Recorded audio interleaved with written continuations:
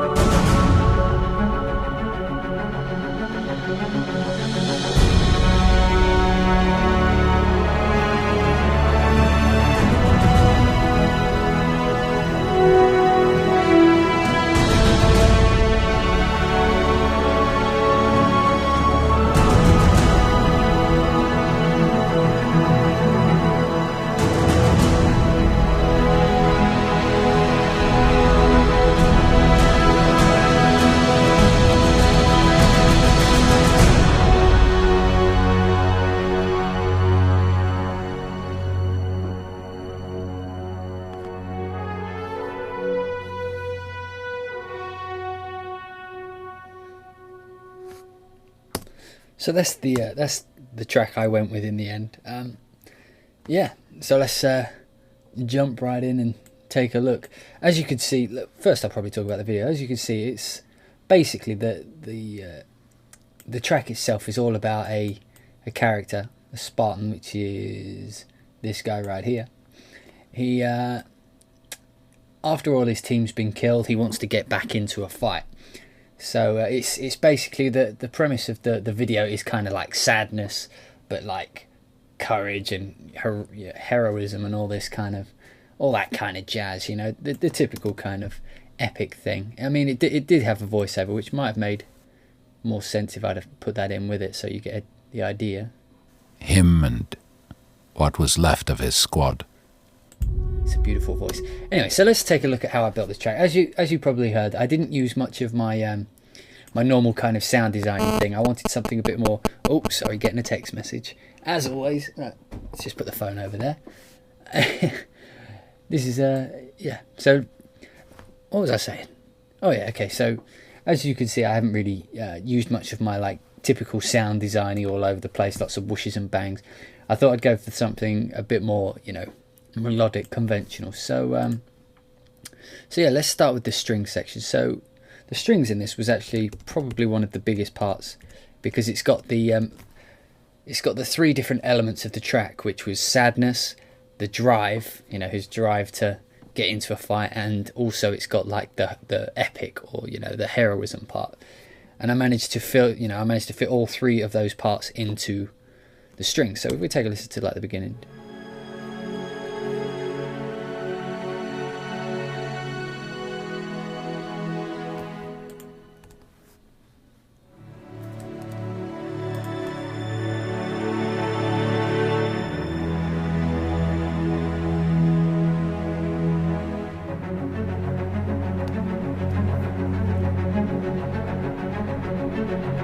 So as you can hear, those the big kind of chordy type things is more like that wide open epic vibe, and then you've got the you know, you've got some of these little spiccato patterns, which, you know, I like the drive.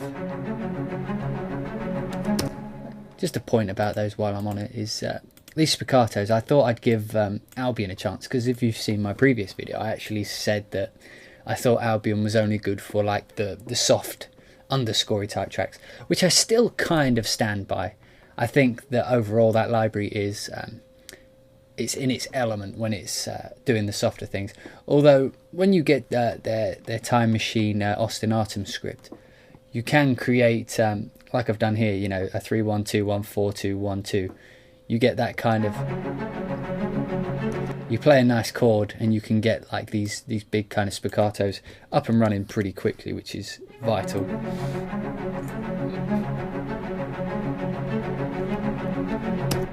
And that's the basic backbone of the entire drive section of the track. And basically these look like this. That's one thing I love about Cubase, by the way. If you hadn't noticed, by the way, I'm using Cubase instead of Ableton Live for this track. And this is actually my first track in Cubase, so if I can't find what I'm doing, it's because I'm a noob. So this is what the spiccato parts actually look like. As you can see, they're big block chords. But that's because I'm using the ostinatum script from Albion, which is where you play a chord and then it will split them up and play it as a spiccato pattern.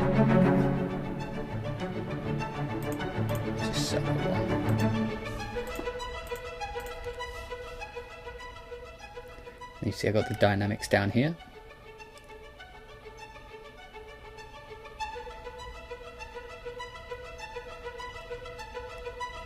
Big sus4. And then down here we got some of the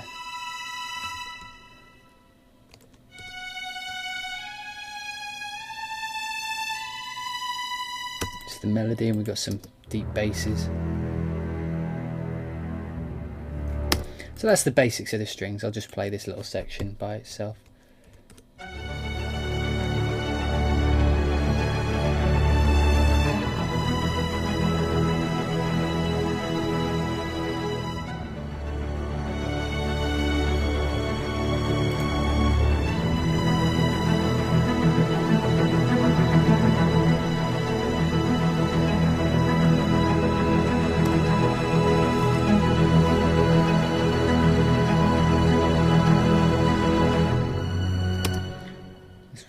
Cool, so that's the strings. Let's move on to the brass, or the brass, as they would say in England.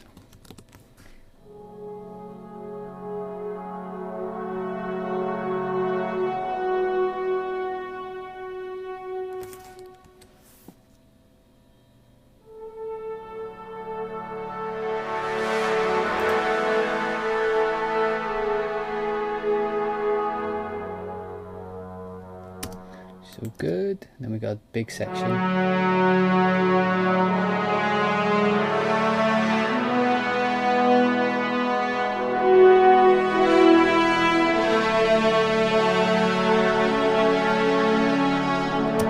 Which is all good. All those melodies and everything going on. And in the brass, I didn't actually manage to find a way to throw in the drive section. I thought the strings covered it quite convincingly, so I didn't feel like I needed to add anything. But I still got like something which kind of portrays the, you know, the sadness of him losing his squad, which is in the trombones. I don't know why I said it like that. Trombones. And then of course I've got the epic heroic part, which is no, I don't want to record. Sorry. Which is the epic, which is on the French horns in the melody.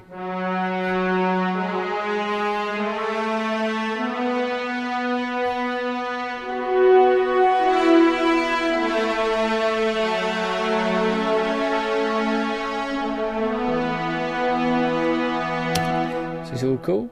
Let's move on to the percussion, which is for percussion. I should probably show you what I'm using. I mean, that's probably what you guys want to see. So let's take a look. Sorry, just back at the brass. So on the brass, I've got some Cine brass, some Project Sam Orchestral Brass Classic, and then I've got the VSL Epic horns. So I'm actually using a bit of everything. You know, one of my favourite things is layering them up. So.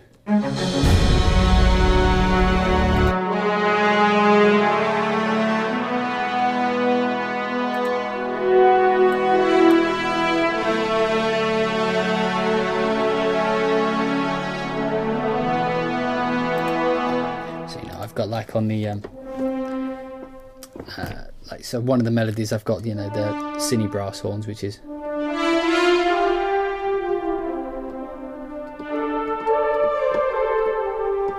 and for the chords, I've got the Project Sam solo trombone.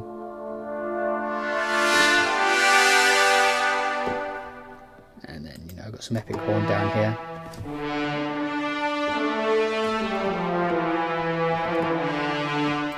I didn't actually use these, I loaded them. But this is the...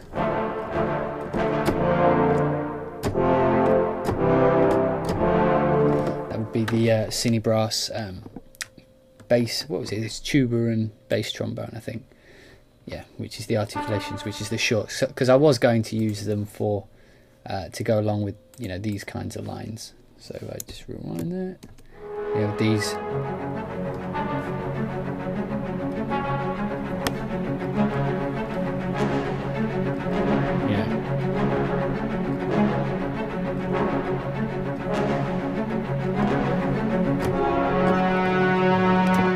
Maybe something a bit better than that, but, you know, like something to include on the drive. But when I got down to it, I didn't think I needed any drive in the brass. So percussion.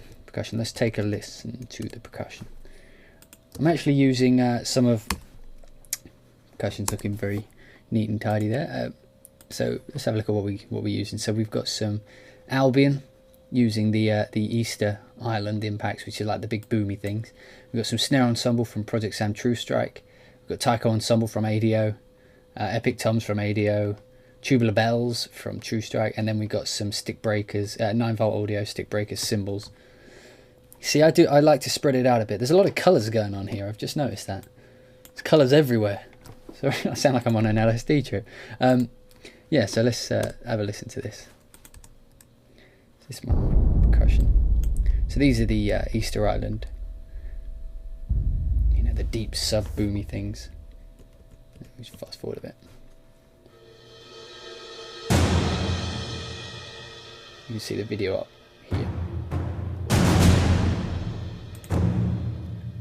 It's the taikos, snares, and they're the cymbals.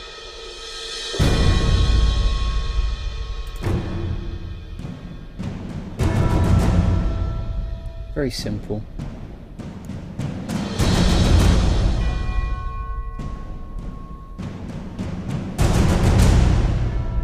As you see, the percussion's mainly filling out the space. It's making it feel bigger. I mean, normally when I'd have like a track, if I had percussion, you know, I'd normally be like doing something fast, yeah.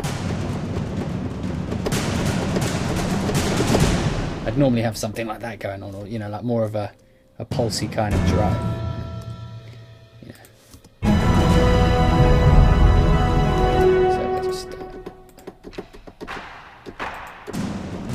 So I'd normally have something a bit more constant going on, you know, like.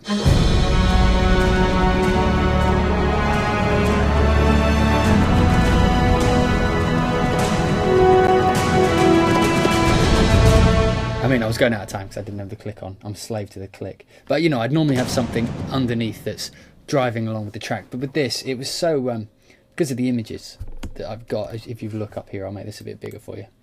If you look at the images, I wanted it to feel very big and wide, you know, because when you've got these big gaps in between the music, you know, when there's like big spaces in between things, you get this sense of, you feel the space, you know, like you get that big sense of wideness.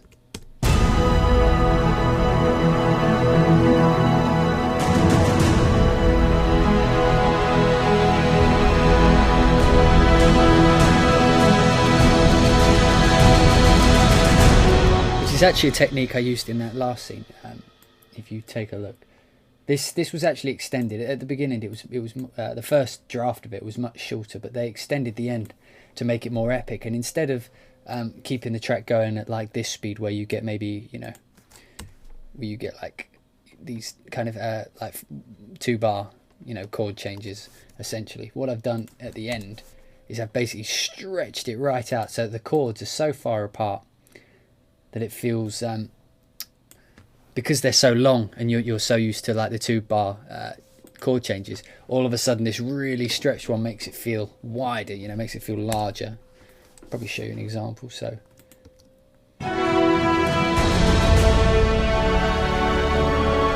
and then it goes to a stretched.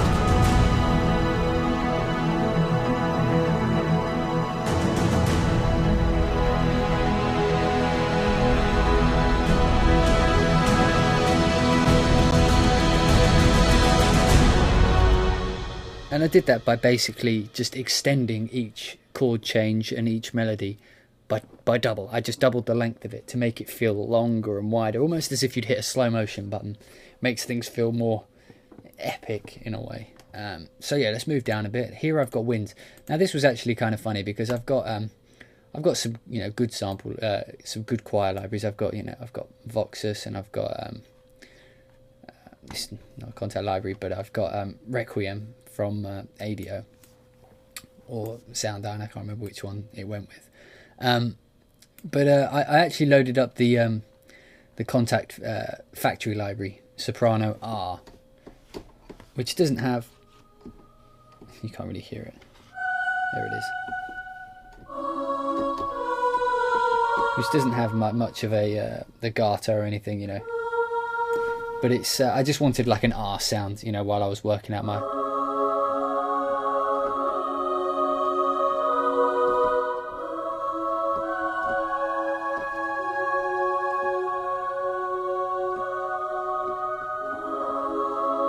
Just wanted a nice R so I could get my, I could just put it down, lay down my lines, and then I thought I would replace them later. But when it came down to it, I actually kind of liked the tone. I mean, when you listen to them soloed, you kind of hear the gaps in between, where they're missing like the legato transitions and things like that. But the actual tone of it was worth more to me than, the realism of it, if that makes sense. And yeah, so I just kept in the sopranos. They sound like this.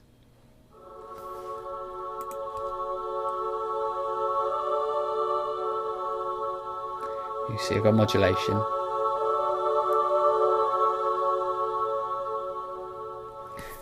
And then at the end here, I'm doubling the melody line.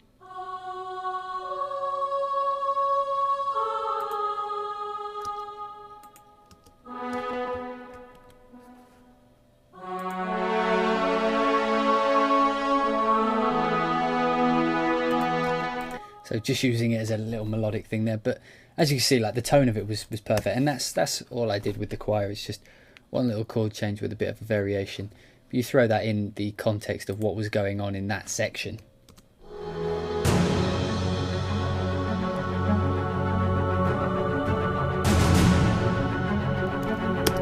It goes into my my plan for this track. Like I keep saying, I had basically three. Normally when you're writing a track, you have your foreground, your midground, and your background. And that's kind of what I had here, except I've thought of them as I have an epic layer, I have a sad layer, and I have a drive layer. So like the sadness is trying to show the character's sadness that is, the situation of his team, like it's, he's lost all his friends, but he has to keep moving on. So there's a sadness there. The drive to complete the mission, to keep the fight going. And then the epicness is, the courage and the actual grandness of the tasks he's doing, So it was all philosophical, and it sounds a bit, cheesy, I guess is the word. But that's how I approach it. And so I was writing almost 3 different cues that work together. And so this choir definitely comes into the sadness part, in my opinion, here.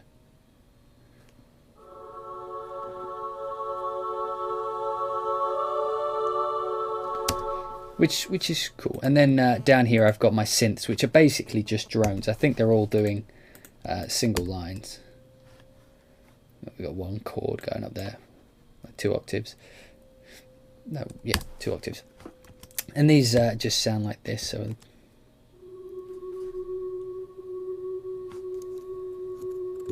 just got cool. Oh.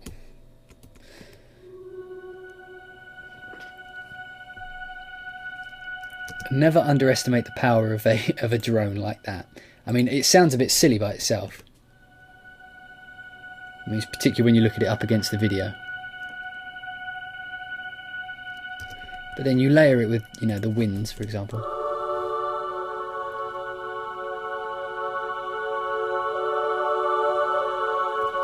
You layer it up with the strings in the beginning section. If I take it out, put it back in.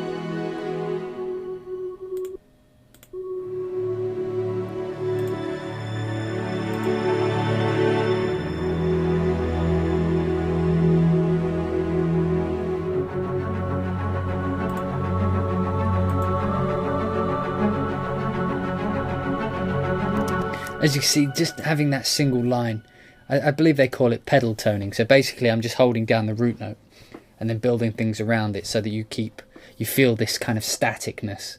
And then when it moves, as you can see, like here, when it builds into the big section here, I haven't actually got anything. That's because I didn't want it to feel static anymore. I wanted it to feel a bit more movement. So it's kind of like building up to the gap, if that makes sense. So by having it so that it feels static in the intro, you know, and then afterwards, this section here, you feel that gap. You feel the lack of pedal tone.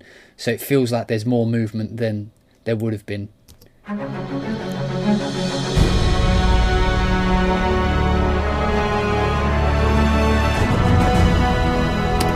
can extend these, and then you might be able to hear the difference.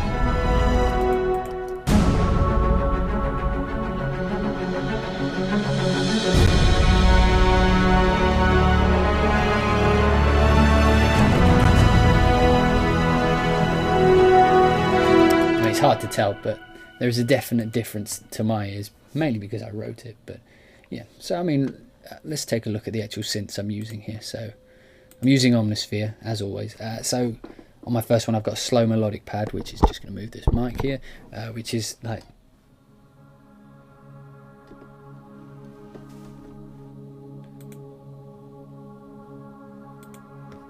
very good for chords.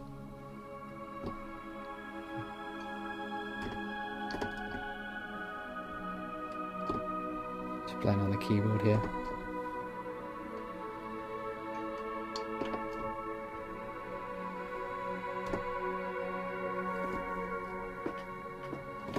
And this one's made up of, I've got some boys choirs with only one modulation, that's on the calf, which is on LFO1, which is just, you know, a bit of a sway. But it's mainly, it's just a filtered choir, as you can hear. A bit of as you can see, I'm just using an EQ to make it a bit more that's the best way I can describe it, just a bit airier, and then I filter that, and then on the B channel it's almost just like the bit that sits on top, you know, you put them together.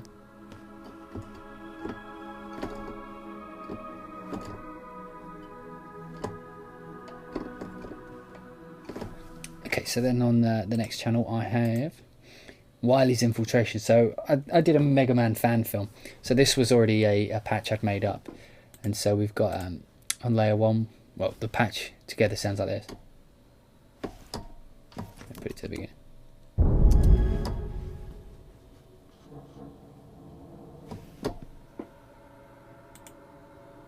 Very quiet. Sounds like this. So if I just on layer 1 I've got a 1 shot, which is Detol, which is basically that, but I think I took the attack, it was an impact, and I just move the attack up and it becomes an ambience, you know. And then on layer B I don't think I'm even doing any modulation. I've just basically taken a sound source, put a bit of filter on it.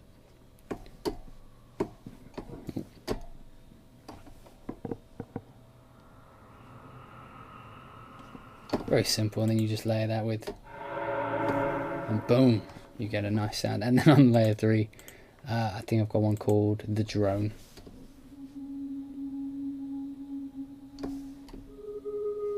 Which is, again, it's just a boys' choir, but a really, really resonant filter. If I turn the filter off.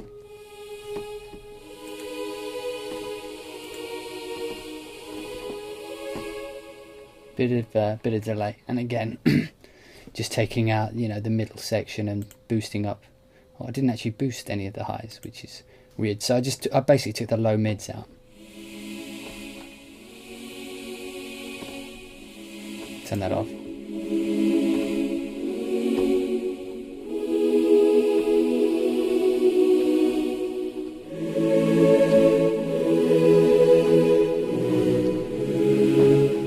know, so it's a cool sounding choir, which is one of the things I actually love about Omnisphere, strangely enough, is the choir sounds that are built in. And then you take out the middle, and you get this really airy kind of sound, like a kind of sound. And then what I did is I used the filter to bump the resonance, you know, around what is that? 0.238 kilohertz. Turn that on.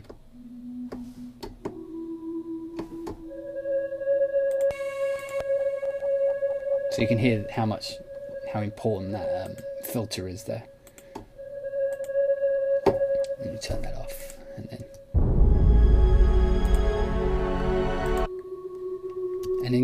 it's the little things. I mean, like I listen to, you know, I get a lot of people sending me tracks for whatever reason. I'm not sure why they want my opinion, but they ask my opinion on their tracks, and they say, you know, what do you think of it? And one of the things I find lacking most of the time is a lot of people really focus on, you know, like the foreground stuff. They focus on their melodies and their harmonies, and then they kind of stop there, you know. So like they've got these really cool melodies or these really cool driving sections, and they forget about the midground and background. You know, they forget that things like just having a sound that's filling out that background. You know what I mean? You don't, when you're listening to the track, you don't hear these parts. But without them, it feels different. You know, if I take them away,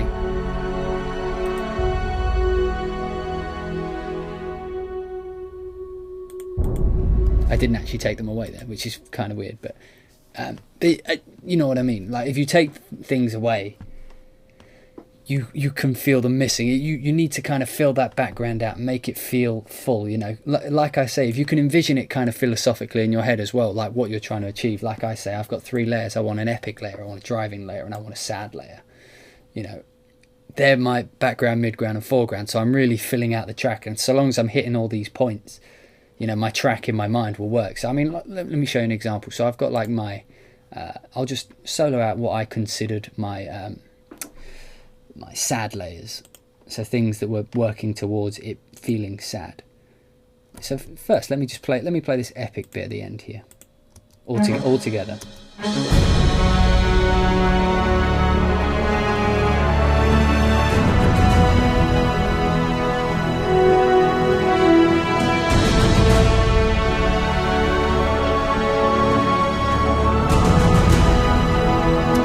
So you see that's got a big kind of drive, and you know it's got a kind of fullness to it. But if I just solo out the sad layers, it almost changes the entire feeling of that scene. I may get this on the wrong one. What's this one? There's nothing there. There it is. Okay, that was sad. Sad layer, and I'll put my synths on my sad layer. So this is the same thing with just the sad layers.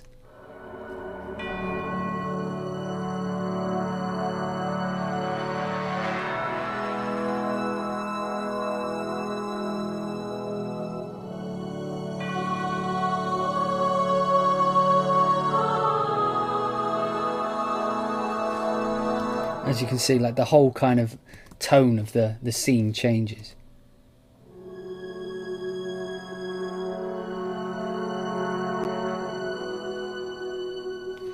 Now if I solo my drive sections, the sections which are meant to kind of drive the vibe of things. Again, I'll put my synths in just for this. So this should feel like the driving, like the kind of almost like the bounciness, you know, he's going to war kind of thing.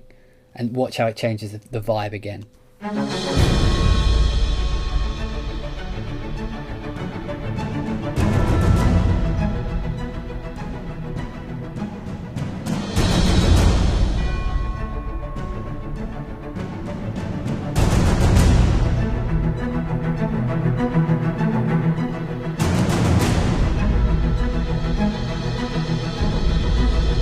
See, it changes the vibe again. And then my third and final section was my epic. And when I say epic, I don't mean like, okay, I guess I do kind of mean, it's more like, you know, the melodies and, you know, the big kind of fullness. And if I just solo out, put the synths, and I'll have some winds in there as well. If I solo out the bits that are the epic parts, and you look at how spread out it should be. You see how wide my MIDI is there?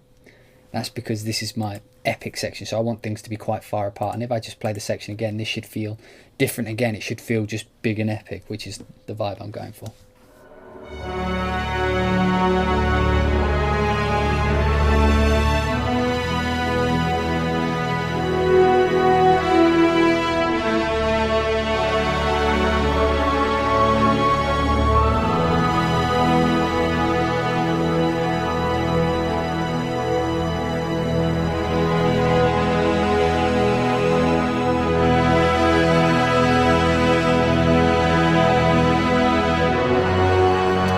So you can see I've got 3 distinct sections going on, but when you put them all together, you still, like the foreground section will always feel like the epic part, the bit I just played. But then you've also heard soloed out why it also at the same time feels sad, and why at the same time it feels like it's driving forward.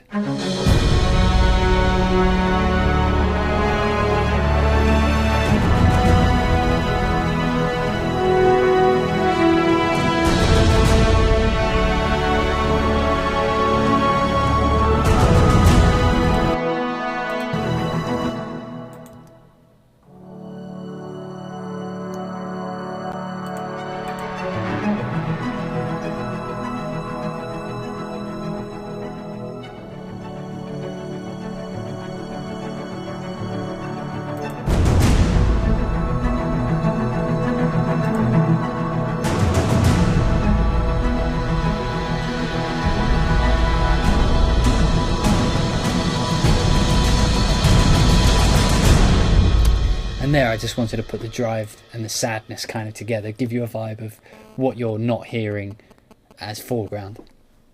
And never underestimate the foreground, midground, background thing. It's very important. The foreground of a song is what people are going to hear.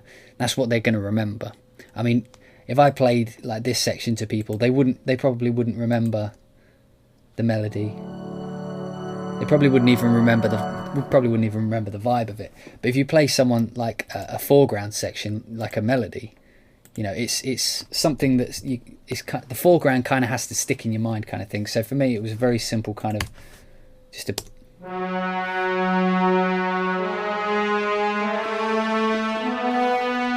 Da da da da. You know, you can kind of remember that. If I put that in the track, that is what you. This is what the ear of the listener will actually hear. So, I mean, the human ear can only really hear one thing at a time. It can focus on different things, like your eye. You can only really look at one thing. You know, what's in front of you. If you're looking at the monitor right now, you're seeing the monitor. You're seeing what I'm doing on screen. You're not seeing your desk below you. You're not seeing your keyboard. You can see them in your peripheral vision, but you're not focusing on them. But they make up the entire image of what you're seeing. And the same thing happens with sound. You can only focus on one thing at a time, but everything else around it is what makes it what it is. So, like, you will only really hear that main melody, but everything else is just as important. It's filling out the colours around it. So.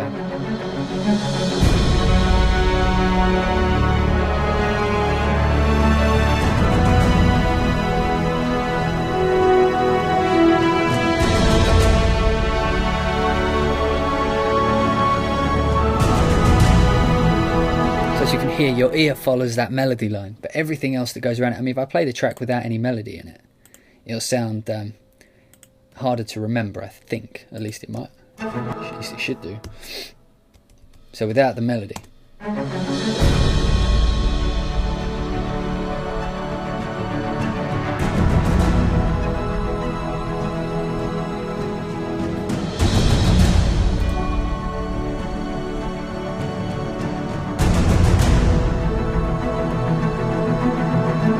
Works, you know, but there's nothing really for your ear to follow. I mean, if anything, your ear probably follows the spiccatos.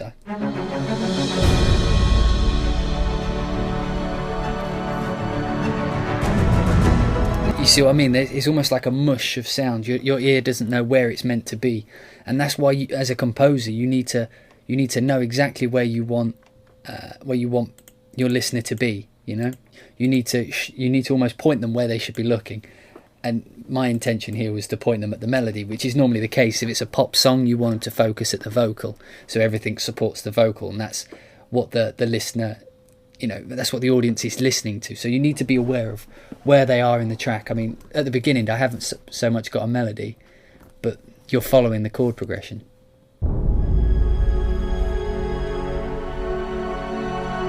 So what you should hear is da da. That's what the ear is designed to follow.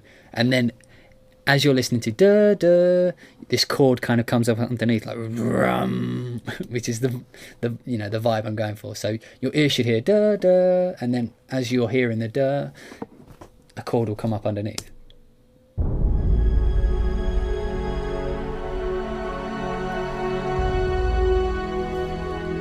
You should hear da da da da. No, da da. I can't even remember. Fuck. Yeah.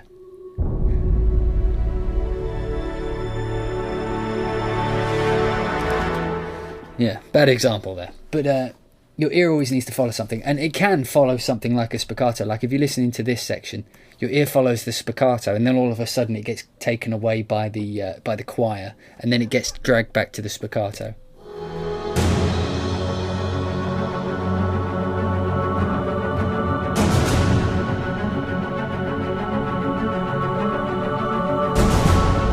So something as simple as having like a little note change on a different instrument, all of a sudden your ear jumps to that instrument, and then when it changes back, you fall back onto what it was. So if I just solo these out so there's no percussion. Listen, I mean, like this is what happens to me, and it's my intention of, you know, my intent was to have it happen to you as well. But listen and tell me if you tell me as though you're sitting next to me, but have a listen and then, you know, let me know in the comments or something if your ear is taken, like, so you should hear the spiccatos there, da, da, da, da, da, da, da, da, da, and then tell me if your ear gets taken away to the choir and then falls back to the spiccatos.